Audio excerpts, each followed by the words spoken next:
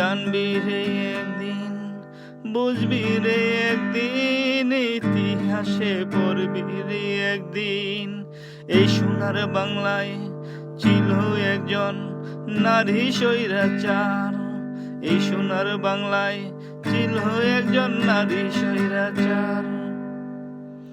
এই নারী কত মায়ের বুক করেছে খালি, এই নারী কত মায়ের বুক করেছে খালি।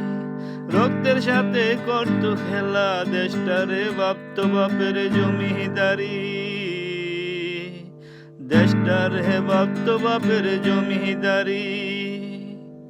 লাল সবুজের পতাকা তলে বিচার হইব রে একদিন তার।